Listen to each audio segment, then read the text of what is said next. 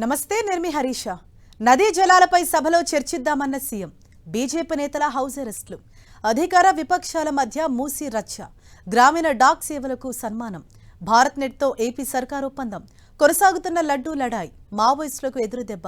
Inter పరీక్షలకు సర్వం సిద్ధం. కాంగ్రెస్ నేతలపై మోదీ ఫైర్.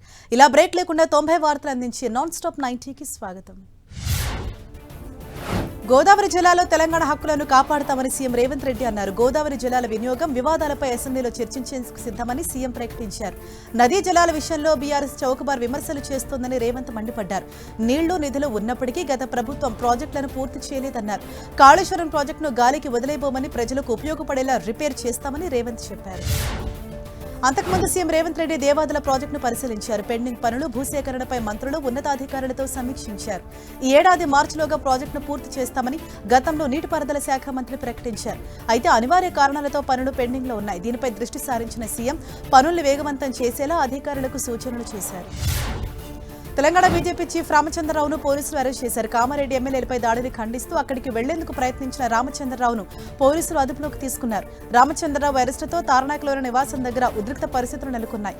రామచంద్రరావును అరెస్ట్ చేస్తున్న సమయంలో పోలీసులను బీజేపీ కార్యకర్తలు అడ్డుకున్నారు. దీంతో పోలీసులకు బీజేపీ కార్యకర్తలకు మధ్య వాగ్వాదం జరిగింది. బీజేపీని అణచివేసే ప్రయత్నం చేస్తున్నారని ఆ పార్టీ రాష్ట్ర అధ్యక్షుడు రామచంద్రరావు ఆరోపించారు. కామారెడ్డిలో తమ ఎమ్మెల్యేపై దాడి జరిగిందని పరామర్శించేందుకు వెళ్తుండగా అడ్డుకోవడంపై మండిపడ్డారు. కాంగ్రెస్ ప్రభుత్వం మూల్యం చెల్లించుకుంటుందని రామచంద్రరావు అన్నారు. పోలీసుల తీరుపై రామచంద్రరావు అసహనం వ్యక్తం చేశారు. బీజేపీ ఎమ్మెల్యే వెంకటరమణారెడ్డి ఆఫీస్పై కాంగ్రెస్ కార్యకర్తల దాడికి నిరసనగా చెలో కామారెడ్డి వెళ్లేందుకు ప్రయత్నించిన బీజేపీ ఎంపీ ఈటెల రాజేందర్ను పోలీసులు హాజరు చేశారు. మల్లికాజ్గిరిలోనే తన నివాసం నుంచి బయటకు వెళ్లే ప్రయత్నం చేయగా పోలీసులు అడ్డుకున్నారు. ప్రభుత్వ వైఖరిని, పోలీసుల తీరును ఈటెల తీవ్రంగా ఖండించారు. ముధోల్ ఎమ్మెల్యే పవార్ రామారావు పటేల్ ఇంటి దగ్గర ఉద్రిక్తత నెలకొంది. కామారెడ్డిలో ఎమ్మెల్యే వెంకటరమణారెడ్డిపై జరిగిన దాడిని నిరసిస్తూ సంఘీభావం తెలపడానికి వెళ్లే ప్రయత్నం చేసిన ఎమ్మెల్యేను పోలీసులు అడ్డుకున్నారు. ఈ సందర్భంగా బీజేపీ నాయకులకు, పోలీసులకు మధ్య వాగ్వాదం చోటు చేసుకుంది. కాంగ్రెస్ పార్టీ ప్రజాస్వామ్య విలువలను తుంగలో తొక్కుతోందని ఎమ్మెల్యే పవార్ రామారావు పటేల్ మండిపడ్డారు. బీజేపీ నేతల హౌస్ అరెస్టులపై కేంద్ర మంత్రి బండి సంజయ్ స్పందించారు. రామచంద్రరావును అరెస్ట్ చేయడం అన్యాయమన్నారు సంజయ్. రాష్ట్రంలో రౌడీ రాజ్యం నడుస్తోందా అని ప్రశ్నించారు. ప్రశ్నిస్తే కాంగ్రెస్ నేతలు దాడి చేయించడం ఏంటన్నారు బండి సంజయ్.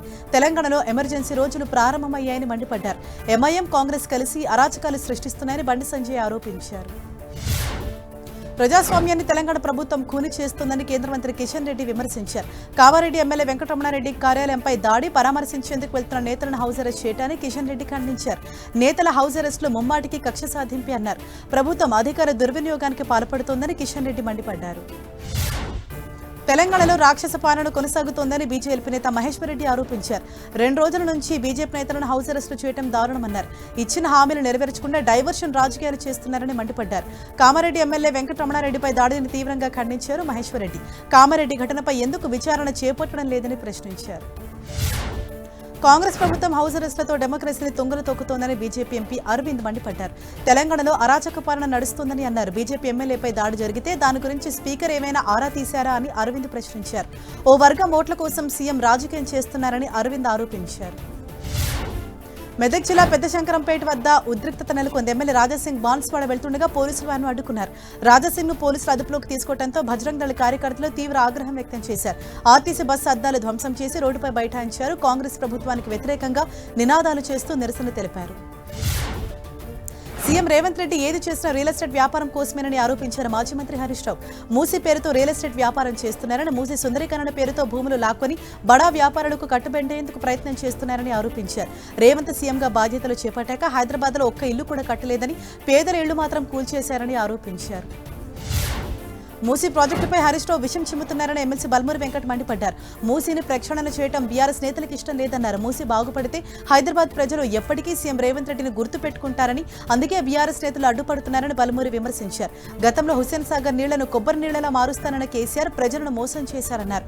మూసీ బాధితులకు పరిహారం ఇచ్చిన తర్వాతే ప్రభుత్వం ముందుకు వెళ్తుందన్నారు. మధు పార్క్ రిడ్జ్ అపార్ట్మెంట్ వాసులను మాజీ మంత్రి హరీష్ రావు తప్పుదో పట్టిస్తున్నారని ఎంపీ చామల కిరణ్ కుమార్ రెడ్డి అన్నారు. రోజు ప్రభుత్వంపై హరీష్ రావు తప్పుడు ప్రచారం చేస్తున్నారని మండిపడ్డారు. గాంధీ సరోవర్ కట్టాలన్న ఆలోచన ప్రభుత్వానికి లేదన్నారు. వికసిత్ భారత్ సాధనలో గ్రామీణ డాక్ సేవకులు ముందుండాలని సీఎం చంద్రబాబు పిలుపునిచ్చారు. పార్సల్ పంపిణీలో గ్రామీణ డాక్ సేవకులను వినియోగించుకుంటామన్నారు. కేంద్ర రాష్ట్ర ప్రభుత్వాల సంయుక్త ఆధ్వర్యంలో గుంటూరులోని సత్యసాయి ఆధ్యాత్మిక సిటీలో గ్రామీణ డాక్ సేవక్ సమ్మేళనం నిర్వహించారు. ఈ కార్యక్రమంలో పాల్గొన్న సీఎం చంద్రబాబు ఉత్తమ గ్రామీణ డాక్ సేవకులకు అవార్డులు ప్రదానం చేశారు. సూపర్ 6 పథకాల అమల్లో గ్రామీణ డాక్ సేవకుల సేవలను సీఎం చంద్రబాబు కొనియాడారు. గ్రామీణ డాక్ సేవక్ సమ్మేళనంలో కేంద్ర మంత్రులు జ్యోతిరాదిత్య సింధియా, పెమ్మసాని చంద్రశేఖర్ పాల్గొన్నారు. తపాలా వ్యవస్థపై గ్రామ ప్రజలకు ఇంకా విశ్వాసం ఉందని జ్యోతిరాదిత్య సింధియా అన్నారు. తపాలా వ్యవస్థలో పార్సల్ వ్యవస్థ మరింత బలోపేతం కావాలన్నారు. గ్రామీణ ప్రాంతాల్లో డిజిటల్ కనెక్టివిటీ పెంచేలా కేంద్ర రాష్ట్ర ప్రభుత్వాల మధ్య కీలక సహకార ఒప్పందం కుదిరింది. భారత్ నెట్ ప్రాజెక్టు కార్యక్రమంలో సీఎం చంద్రబాబు, కేంద్ర మంత్రి జ్యోతిరాదిత్య సింధియా పాల్గొన్నారు.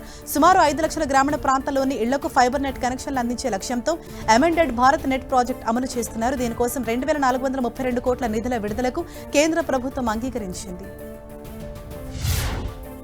కల్తీ అంశంపై అసెంబ్లీలో చర్చించాలని ఏపీ సర్కార్ భావిస్తుంది. తిరుమల శ్రీవారి లడ్డు వ్యవహారంలో వైసీపీ సర్కారు తీరును అసెంబ్లీ వేదికగా ప్రజలకు తెలియజేయాలని కూటమి సర్కార్ ప్లాన్ చేస్తోంది. ఇప్పటికే బడ్జెట్పై చర్చ ముగిసినందున కల్తీ అంశాన్ని కూడా సభలో చర్చించాలని కూటమి సర్కార్ భావిస్తోంది. శాసనసభ తర్వాత మండలిలోనూ ఇదే అంశంపై చర్చించే అవకాశం ఉంది. రాబోయే వారంలో ఒకరోజు కల్తీ అంశంపై చర్చించే అవకాశం ఉంది. మండలిలో వైసీపీ సభ్యులు వెంకటేశ్వర స్వామి చిత్రపటాలను ప్రదర్శించడాన్ని మంత్రి నిమ్మల రామానాయుడు తప్పుపట్టారు. వెంకటేశ్వర స్వామి పటాలను పేపర్లుగా, ప్లేకార్డులుగా చూశారని అన్నారు. స్వామివారి లడ్డు ప్రసాదంలో 240 కోట్ల రూపాయల కుంభకోణం చేసి హెరిటేజ్పై తోయాలని చూస్తున్నారని మండిపడ్డారు. హిందువుల మనోభావాలతో వైసీపీ చెలగాటమాడుతోందన్నారు మంత్రి పార్థసారథి. వైఎస్ జగన్ హిందువుల పట్ల, హిందూ దేవుళ్ల పట్ల చూపించే ప్రేమ నటన మాత్రమే అన్నారు. తిరుమల లడ్డూ కల్తీ విషయంలో పాపం తెలుసుకుని చింతించాల్సింది పోయి వైసీపీ నేతలు దాన్ని కూడా రాజకీయం చేయడం దారుణమని విమర్శించారు. వైసీపీ తీరుపై మంత్రి అనగాని సత్యప్రసాద్ ఫైర్ అయ్యారు. అబద్ధపు పునాదులపై వైసీపీ పుట్టిందని, ఇప్పుడు దేవుడి విషయంలోనూ వైసీపీ నేతలు అబద్ధాలు చెబుతున్నారని మంత్రి అనగాని అన్నారు. చరిత్రలో ఎప్పుడు లేని విధంగా శాసన మండలిలోకి దేవుని చిత్రపటాలు తీసుకొచ్చి భక్తుల మనోభావాలు దెబ్బతీశారని మంత్రి అనగాని మండిపడ్డారు. మండలిలోకి వైసీపీ సభ్యులు దేవుడి చిత్రపటాలు తీసుకెళ్లడంపై జరుగుతున్న రాద్ధాంతం మీద టీడీపీ మాజీ చైర్మన్ భూమన కరుణాకర్ రెడ్డి స్పందించారు. దేవాలయం అంటే శాసనసభ, మండలిలోకి దేవుడి ఫోటోలను ఎందుకు తీసుకెళ్లకూడదో చెప్పాలని డిమాండ్ చేశారు. సీఎం చంద్రబాబు బూట్లు వేసుకునే శ్రీవారి విగ్రహాలను పలువురికి గిఫ్ట్లుగా ఇచ్చారని, అప్పుడు తప్పు కానిది ఇప్పుడెందుకు తప్పవుతుందని భూమన ప్రశ్నించారు. పోలీస్ వ్యవస్థను కూటమి ప్రభుత్వం రాజకీయ కక్షలకు వాడుకుంటోందని ఆరోపించారు మాజీ మంత్రి అంబటి. తన ఇల్లు, ఆఫీసుపై దాడులు జరుగుతుంటే పోలీసులు ప్రేక్షక పాత్ర పోషించారని అన్నారు. భగవంతుడిని అడ్డం పెట్టుకుని సీఎం చంద్రబాబు రాజకీయాలు చేస్తున్నారని మండిపడ్డారు అంబటి రాంబాబు. ఏపీ రాజకీయాలను కుదిపేస్తున్న తిరుమల లడ్డు వివాదంలో మరో కీలక పరిణామం చోటు చేసుకుంది. తిరుమల లడ్డు వివాదంపై సుప్రీంకోర్టులో పిటిషన్ దాఖలు చేశారు బీజేపీ సీనియర్ నాయకుడు సుబ్రహ్మణ్య స్వామి. తిరుమల లడ్డు వ్యవహారంలో సిట్ నివేదికపై ఏకసభ్య కమిటీ ఏర్పాటు చేయటాన్ని ఆయన సవాల్ చేస్తూ పిటిషన్ దాఖలు చేశారు. దీనిపై సోమవారం సుప్రీంకోర్టు ప్రధాన న్యాయమూర్తి సూర్యకాంత్, జస్టిస్ జాయ్ మాల్యా బాగ్చి ధర్మాసనం విచారించనుంది. కూటమి ప్రభుత్వం విద్యా వైద్యాన్ని 2 కళ్లుగా భావిస్తోందని మంత్రి కందుల దుర్గేష్ అన్నారు. తూర్పుగోదావరి జిల్లా నిడదవోలులో 26 మంది లబ్ధిదారులకు 20.45 లక్షల రూపాయల సీఎం రిలీఫ్ ఫండ్ చెక్కులను పంపిణీ చేశారు. విద్యా వైద్యానికి ఈసారి బడ్జెట్లో ఎక్కువ నిధులు కేటాయించినట్లు చెప్పారు. ప్రజలు ఆరోగ్యకరమైన జీవనశైలిని అలవాటు చేసుకోవాలని మంత్రి నాదెండ్ల మనోహర్ అన్నారు. తెనాలిలో హ్యాపీ సండే కార్యక్రమంలో పాల్గొన్న ఆయన కుటుంబ సభ్యులతో కలిసి సమయం గడపడం ద్వారా మానసిక ఉల్లాసం పెరుగుతుందన్నారు. తెనాలి పట్టణాన్ని శుభ్రత, ఆరోగ్యం, పచ్చదనంతో ముందుకు తీసుకెళ్లేందుకు పురపాలక సంఘం తీసుకుంటున్న చర్యలను ఆయన అభినందించారు. ఆర్గానిక్ ప్రొడక్ట్స్ కి దేశం మొత్తం మీద మంచి గిరాకీ ఉంటుందని, రైతులు కూడా ఆర్గానిక్ ఉత్పత్తులకు మొగ్గు చూపారని విజయవాడ ఎంపీ కేశినేని చిన్ని అన్నారు. ఎన్టీఆర్ జిల్లా ఆర్గానిక్ రైతోత్సవం కార్యక్రమంలో పాల్గొన్న ఆయన ఎరువుల వాడకం తగ్గించాలన్నారు. ఆర్గానిక్ ఫార్మింగ్ పై రైతులకు వర్క్ షాప్ నిర్వహిస్తామని ఎంపీ చిన్ని చెప్పారు. విజయవాడ జిల్లా చీపురపల్లిలోని శ్రీ కనక మహాలక్ష్మి అమ్మవారి జాతర వైభవంగా ప్రారంభమైంది. 3 రోజుల పాటు జరిగే జాతర ఉత్సవాలకు భక్తులు పోటెత్తారు. మాజీ మంత్రి ఎమ్మెల్సీ బొత్స సత్యనారాయణ సతీ సమేతంగా అమ్మవారిని దర్శించుకుని ప్రత్యేక పూజలు నిర్వహించారు. అమ్మవారి చల్లని దీవెనలు ప్రతి ఒక్కరిపై ఉండాలని బొత్స ఝాన్సీ అన్నారు. మహబూబ్నగర్ జిల్లా ఆలంపూర్ ఆలయాన్ని కేంద్ర మంత్రి కుమారస్వామి దంపతులు దర్శించుకున్నారు. శ్రీ బాలబ్రహ్మేశ్వర స్వామి ఆలయానికి చేరుకున్న కుమారస్వామి దంపతులకు అర్చకులు పూర్ణకుంభంతో స్వాగతం పలికారు. ఆలయంలో వినాయకుని దర్శించుకుని స్వామివారికి అభిషేక పూజలు నిర్వహించారు. అనంతరం శ్రీ జోగులాంబ అమ్మవారి ఆలయంలో కుంకుమార్చన పూజలో మంత్రి పాల్గొన్నారు. ఆలంపూర్ ఆలయాల దర్శనానికి రావడం చాలా సంతోషంగా ఉందన్నారు కేంద్ర మంత్రి కుమారస్వామి. బీఆర్ఎస్ హయాంలోనే కొమరవెల్లి మల్లన్న ఆలయం అభివృద్ధి చెందిందని మాజీ మంత్రి తలసాని శ్రీనివాస్ యాదవ్ అన్నారు. కుటుంబ సభ్యులతో కలిసి కొమరవెల్లి మల్లన్నను దర్శించుకున్న తలసాని ప్రత్యేక పూజలు చేశారు. తెలంగాణ రాష్ట్ర ఏర్పాటుకు ముందు ఆలయం వద్ద సరైన రోడ్లు, తాగునీరు, వసతి సౌకర్యాలు లేక భక్తులు తీవ్ర ఇబ్బందులు పడేవారని, తెలంగాణ రాష్ట్రం ఏర్పడిన తర్వాత కోట్లాది రూపాయల వ్యయంతో అనేక అభివృద్ధి పనులు చేపట్టినట్లు చెప్పారు. నాగర్ కర్నూలు జిల్లా కుమ్మర మల్లన్న జాతరలో కుల వివక్ష పేరుతో నిరుపేద రజక కుటుంబంపై జరిగిన దాడిలో పసిపాప మరణించడం అమానుషమని జాగృతి అధ్యక్షురాలు కవిత ఆరోపించారు. పాప తల్లి కుటుంబ సభ్యులతో ఫోన్లో మాట్లాడి ధైర్యం చెప్పారు. దాడికి పాల్పడిన నిందితులు తప్పించుకునేందుకు పోలీసులు ప్రయత్నిస్తున్నారని కవిత ఆరోపించారు. అమరావతిలో R5 జోన్ రద్దు చేస్తూ CRDA నిర్ణయం తీసుకుంది. 1405 ఎకరాల భూమిని తిరిగి CRDAకు అప్పగించేందుకు నిర్ణయించారు. R5 జోన్లో గత ప్రభుత్వం చేసిన లేఅవుట్లు భూ పంపిణీని రద్దు చేశారు. గత ప్రభుత్వంలో కృష్ణా గుంటూరు జిల్లాలోని 50,000 కుటుంబాలకు ఇళ్ల స్థలాలు మంజూరు చేశారు. R5 జోన్తో అమరావతి మాస్టర్ ప్లాన్కు ఇబ్బంది కలుగుతుందని CRDA భావించింది. దీంతో R5 జోన్లో ఇళ్ల స్థలాలు కేటాయించిన వారికి వేరే ప్రాంతాల్లో ఇళ్ల స్థలాలు మంజూరు చేయాలని CRDA నిర్ణయించింది. ఎమ్మెల్సీ అనంతబాబు డ్రైవర్ సుబ్రహ్మణ్యం హత్య కేసులో పోలీసులపై వేటు వేశారు అధికారులు. 4 పోలీసుల్ని సస్పెండ్ చేశారు. అనంతబాబుకు పరోక్షంగా సహకరించారనే ఆరోపణలతో పశ్చిమ గోదావరి జిల్లా అడిషనల్ ఎస్పీ భీమారావుపై సస్పెన్షన్ వేటు వేశారు. కాకినాడ డీఎస్పీగా పనిచేసిన మురళీకృష్ణారెడ్డి, సిఐ ఆకుల మురళి, ఎస్ఐ సతీష్ బాబును సస్పెండ్ చేశారు. సోమవారం నుంచి ఏపీలో ఇంటర్మీడియట్ పరీక్షలు జరగనున్నాయి. అందుకోసం ఏపీ ఇంటర్ బోర్డు అన్ని ఏర్పాట్లు పూర్తి చేసింది. 10,57,898 మంది విద్యార్థులు పరీక్షలకు హాజరు కానున్నారు. ఇందుకోసం రాష్ట్ర వ్యాప్తంగా 1,537 పరీక్ష కేంద్రాలు ఏర్పాటు చేశారు. విద్యార్థుల కోసం ఆర్టీసీ కూడా ప్రత్యేక సర్వీసులు నడుపుతోంది. మావోయిస్టులకు మరో ఎదురుదెబ్బ తగిలిన నగర నేతలు దేవ్జీ అలియాస్ తిరుపతి, మల్లా రాజిరెడ్డి ఆసిఫాబాద్ అడవుల్లో లొంగిపోయారు. దేవ్జీతో పాటు మరో 16 మంది మావోయిస్టులు పోలీసులు ఎదుట లొంగిపోయారు. దీంతో 4 దశాబ్దాలకు పైగా సాగిన సాయుధ పోరాటానికి ముగింపు పలికే సమయం వచ్చినట్లు కనిపిస్తోంది. ఇబ్రహీంపట్నం మాజీ ఎమ్మెల్యే మంచిరెడ్డి కిషన్ రెడ్డికి నోటీసులు ఇచ్చారు పోలీసులు. ఇటీవల జరిగిన మున్సిపల్ చైర్మన్ ఎన్నికలు కిషన్ రెడ్డి, ఆయన తనయుడు ప్రశాంత్ కుమార్ రెడ్డి బీఆర్ఎస్ కౌన్సిలర్లతో పాటుగా ఆకుల యాదగిరిని కిడ్నాప్ చేశారంటూ ఆకుల యాదగిరి కుమారుడు పోలీసులకు ఫిర్యాదు చేశాడు.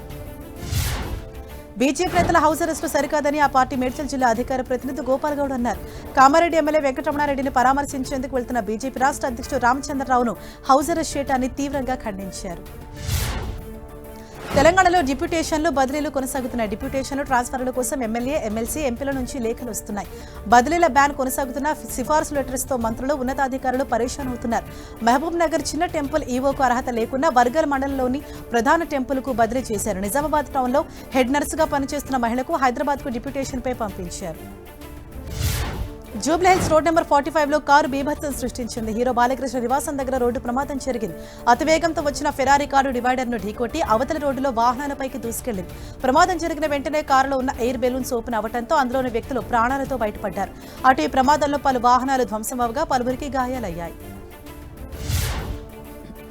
నల్గొండ జిల్లా నకరేకలపట్నంలో కారు బీభత్సం సృష్టించింది. అతివేగంగా వచ్చిన కారు ఆగి ఉన్న 2 బైకులు తోపుడు బండిపైకి దూసుకెళ్లింది. ఈ ఘటనలో పలువురికి తీవ్ర గాయాలయ్యాయి. అటు కారు వేగంగా వచ్చి ఢీకొట్టడంతో 2 బైకులు, తోపుడు బండి పూర్తిగా ధ్వంసమయ్యాయి. గాయపడిన వారిని స్థానిక నకరేకల ప్రభుత్వ ఆసుపత్రికి తరలించి చికిత్స అందిస్తున్నారు. హైదరాబాద్లోని పహాడ్ షరీఫ్ పోలీస్ స్టేషన్ పరిధిలో మరో హిట్ అండ్ రన్ ఘటన చోటు చేసుకుంది. ఈ ఘటనలో యాదయ్య అనే రైతు మరణించారు. పొలం పనులు ముగించుకుని వస్తున్న రైతు యాదయ్యను ఆటోతో ఢీకొట్టి పరారయ్యాడు గుర్తు తెలియని వ్యక్తి. ఈ ఘటనపై కేసు నమోదు చేసిన పోలీసులు దర్యాప్తు చేస్తున్నారు. అంబేద్కర్ కోనసీమ జిల్లా ఆలమూరు మండలం మడికి జాతీయ రహదారిపై కారు దగ్ధమైంది. యజమానిని రాజమండ్రి రైల్వే స్టేషన్ నుంచి పికప్ చేసుకునేందుకు వెళ్తుండగా రన్నింగ్ కారులో ఒకసారిగా మంటలు చెలరేగాయి. దీంతో అప్రమత్తమైన కారు డ్రైవర్ వెంటనే కారును రోడ్డు పక్కకు ఆపేసి దిగిపోయాడు. మంటల ధాటికి కారు పూర్తిగా దగ్ధమైంది. డ్రైవర్ అప్రమత్తతతో పెను ప్రమాదం తప్పింది. యాదాద్రి భువనగిరి జిల్లా చౌటుప్పల్లో భారీ చోరీ జరిగింది. లింగంపల్లి నరసింహ ఇంట్లోకి దూరిన దొంగలు బీరువా తాళాలు పగలగొట్టి 22 లక్షల రూపాయల నగదును ఎత్తుకెళ్లారు. నరసింహం హైదరాబాద్లోని తన కూతురు ఇంటికి వెళ్లి వచ్చి చూసేసరికి బీరువా తాళాలు పగలగొట్టి ఉండటంతో షాక్ గురయ్యాడు. వెంటనే స్థానిక పోలీసులకు ఫిర్యాదు చేశాడు. కేసు నమోదు చేసుకున్న పోలీసులు క్లూస్ టీంతో రంగంలోకి దిగారు. నెల్లూరు జిల్లా బుచ్చిరెడ్డిపాళెం రాఘవరెడ్డి కాలనీలో ఉన్న చేపల దుకాణాలపై తూనికలు, కొలతల అధికారులు దాడులు నిర్వహించారు. దుకాణాలలోని తూకాలను తనిఖీ చేశారు. తూకంలో కేజీకి 100 గ్రాముల నుండి 300 గ్రాముల వరకు తేడాలున్నట్లు గుర్తించారు. లైసెన్స్లు లేని కాటన్లను స్వాధీనం చేసుకుని కేసులు నమోదు చేశారు. సూర్యాపేట జిల్లా మఠంపల్లి మండలం ఒక్కమంతులగూడెం గ్రామంలోని రాజరాజేశ్వరి ఫర్టిలైజర్ షాప్లో వ్యవసాయ శాఖ అధికారులు దాడులు నిర్వహించి 11,11,000 విలువైన మందులను సీజ్ చేశారు. గుర్తింపు లేని మందులను తీసుకొచ్చి రైతులకు సరఫరా చేయడం నేరమంటూ షాప్ యజమాని మేరడి సత్యనారాయణపై అధికారులు కేసులు నమోదు చేశారు. సత్యసాయి జిల్లా కదిరిలో రైస్ పుల్లింగ్ పేరుతో మోసాలకు పాల్పడుతున్న వ్యక్తిని పోలీసులు అరెస్ట్ చేశారు. డీకే బాబు అలియాస్ కృష్ణారెడ్డిని పోలీసులు అరెస్ట్ చేశారు. తలుపుల గ్రామానికి చెందిన వేణుగోపాల్ రెడ్డికి మాయమాటలు చెప్పి తన వద్ద మహిమగల రాగి చెంబులున్నాయని నమ్మించి అతని వద్ద నుంచి 10 లక్షల రూపాయలు తీసుకున్నట్లు పోలీసుల విచారణలో తేలింది. నెల్లూరు జిల్లా కలువే మండలం కల్లూరు గ్రామంలోని చెన్నకేశవస్వామి అచ్యుతస్వామి దేవాలయాల్లో చోరీ ఘటన స్థానికంగా కలకలం రేపింది. అర్ధరాత్రి సమయంలో ఆలయాలకు చొరబడిన దొంగలు తొలుత సీసీ కెమెరాలు పగలగొట్టి హార్డ్ డిస్క్లు ఎత్తుకెళ్లారు. ఆ తర్వాత అమ్మవార్ల మంగళసూత్రాలు 2 కిలోల వెండి ఆభరణాలు అపహరించారు. తూర్పుగోదావరి జిల్లా కొవ్వూరులో దొంగ నోట్ల ముఠా గుట్టురట్టయింది. బాధితుడి ఫిర్యాదుతో ముగ్గురుని అరెస్ట్ చేసిన పోలీసులు వారి వద్ద నుంచి 1,45,000 విలువైన దొంగ నోట్లను స్వాధీనం చేసుకున్నారు. Kovvur Gammon bridge under pass వద్ద పోలీసులు తనిఖీలు చేస్తుండగా ఈ ముఠా పట్టుబడింది. దీని వెనక ఇంకా ఎవరున్నారనే దానిపై పోలీసులు కూపీలాగుతున్నారు. ఖమ్మం రూరల్లో ఈ నెల 14న జరిగిన హత్య కేసును పోలీసులు ఛేదించారు. ఆర్థిక లావాదేవీలే హత్యకు కారణమని నిగ్గు తేల్చారు. మేకల వేణుమాధవరెడ్డి అనే వ్యక్తి బొగ్గుల శ్రీనివాస్ కు డబ్బులు ఇవ్వాల్సి ఉంది. ఆ డబ్బులు ఇస్తానని వేణుమాధవరెడ్డి పిలిచి చంపించాడని ఏసీపీ తిరుపతి రెడ్డి తెలిపారు. నకరేకల్ దగ్గర కారులో హత్య చేసి పాలెం రిజర్వాయర్ దగ్గర కారు ప్రమాదంగా చిత్రీకరించే ప్రయత్నం చేశారని తెలిపారు.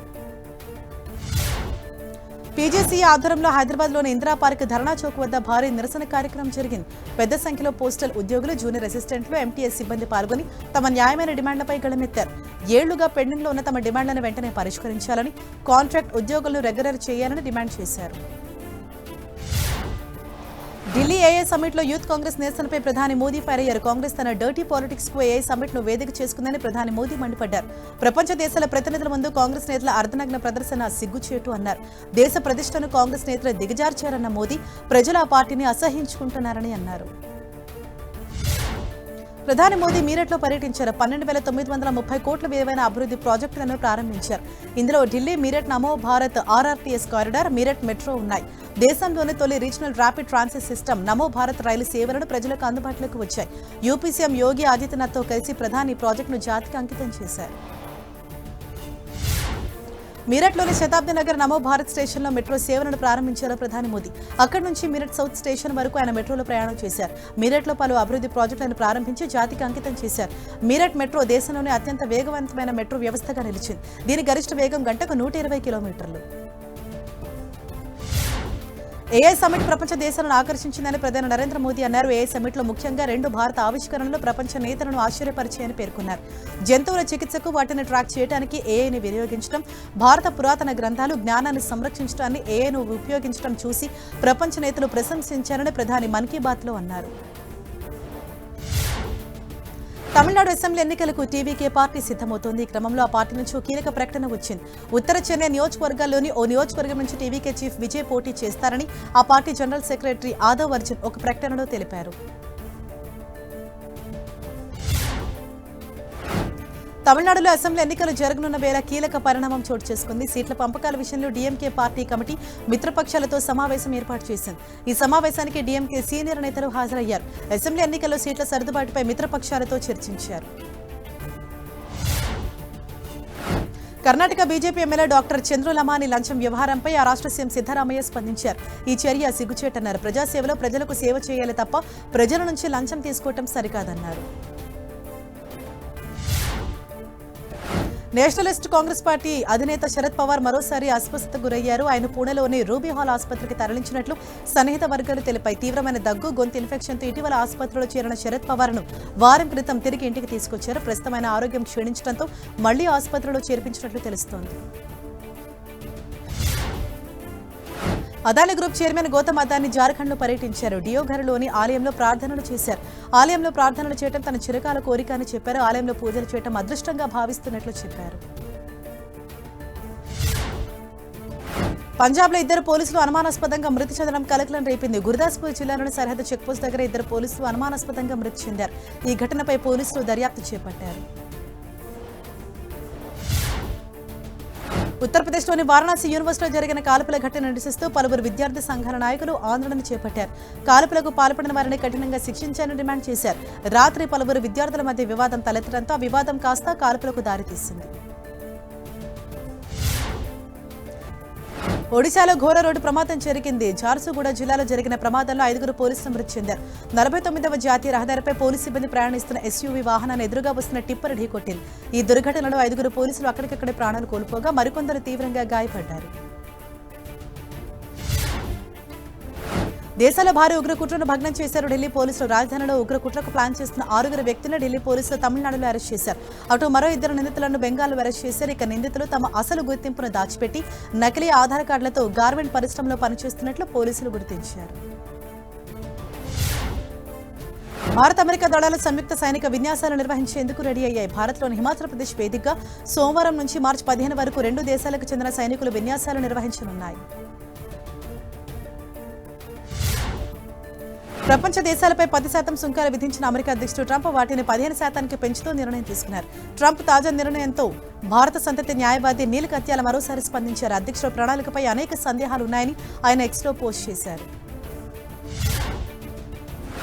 ఇజ్రాయెల్లోని అమెరికా రాయబారి మైక్ హకబీ హాట్ కామెంట్ చేశారు. మధ్యప్రాచ్యంలో ఎక్కువ భాగంపై ఇజ్రాయెల్కు హక్కు ఉందని చెప్పారు.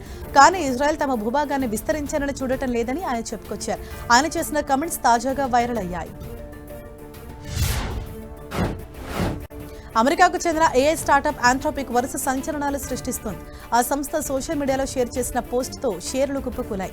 అమెరికా మార్కెట్లో ఆయా కంపెనీల స్టాక్స్ భారీగా కుదేలయ్యాయి. సైబర్ సెక్యూరిటీ సంస్థల షేర్లు 5% నుంచి 9% మేర కుంగాయి. సైబర్ సెక్యూరిటీతో సంబంధం ఉన్న సాఫ్ట్వేర్ సంస్థల షేర్లు కూడా పడిపోయాయి. మొత్తంగా మదుపరుల సంపద $10 బిలియన్ మేర ఆవిరైందని మార్కెట్ వర్గాలు వెల్లడించాయి. టీ గోల్ఫ్ ఫౌండేషన్ నిర్వహించిన హైదరాబాద్ అమేచ్యూర్ గోల్ఫ్ ఛాంపియన్షిప్లో అమూల్య విజేతగా నిలిచింది. గచ్చిబౌలి బౌల్డర్ హిల్స్ వేదికగా ముగిసిన 18 హోల్ టోర్నీలో అమూల్య 148 స్కోరుతో అగ్రస్థానంలో నిలిచి ట్రోఫీ కైవసం చేసుకుంది. విజేతలకు గవర్నర్ జిష్ణుదేవ్ వర్మ ట్రోఫీలు అందజేశారు. బీసీసీఐ కీలక నిర్ణయం తీసుకుంది. అంధల క్రికెట్కు అండగా నిలవబోతోంది. మెరుగైన అవకాశాలు కల్పించడం, క్రికెట్ వృద్ధి కోసం సాయం చేసేందుకు ముందుకొచ్చింది. విదేశాల్లో 2 అంతర్జాతీయ టోర్నీలో పాల్గొనేందుకు అవసరమైన ప్రయాణ సదుపాయాలను కల్పించనుంది. స్వదేశంలో జరిగే టోర్నీలో మన ప్లేయర్స్తో పాటు పర్యాటక ఆటగాళ్లకు వసతి సదుపాయం కల్పించనుంది. Badminton star Carlos Alcaraz Qatar open కిరీటాన్ని కైవసం చేసుకున్నాడు. ఖతార్లోని దోహాలో జరిగిన ఫైనల్లో ఫ్రెంచ్ ఆటగాడు ఆర్థర్ ఫిల్స్ను ఓడించి ట్రోఫీని దక్కించుకున్నాడు. 50 నిమిషాల్లో ఆర్థర్పై 6-2, 6-1 తేడాతో ఖతార్ ఓపెన్ కిరీటాన్ని కైవసం చేసుకున్నాడు.